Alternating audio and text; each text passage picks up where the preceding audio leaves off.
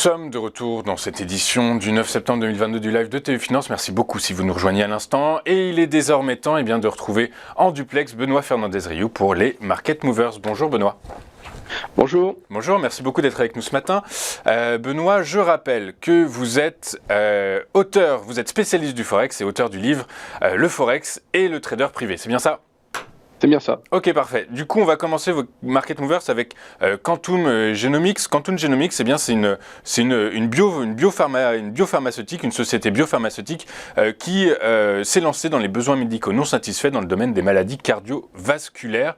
Benoît, où on en est ? Qu'est-ce qu'on doit faire sur Quantum Genomics qui semble retrouver des couleurs à court terme ?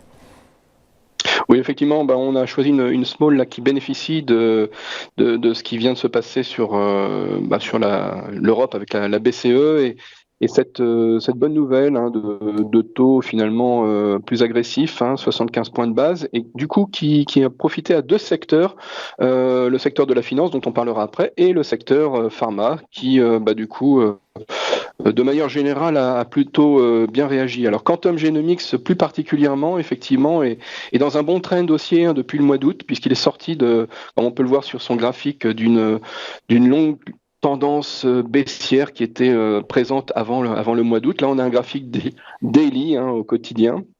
Et on voit que cette ligne oblique basse, désormais, a laissé place à un petit canal haussier dans lequel nous évoluons, et on vient de la ligne inférieure de ce petit canal haussier, ce qui signifie que cette ligne inférieure qui faisait office de support autour des 3 euros, désormais nous propulse vers des plus hauts avec cette fameuse bougie verte de la séance d'hier. Alors là, la séance vient de débuter, on est plutôt stable, mais c'est vrai qu'on devrait continuer à progresser puisqu'on a cassé également dans ce canal le plus haut du 12 août, de mi-août dernier. Donc cette fameuse résistance autour des 3 euros devient support de fait et pourrait nous emmener vers la ligne oblique supérieure de notre canal haussier. D'accord. Donc en fait, j'ai un objectif.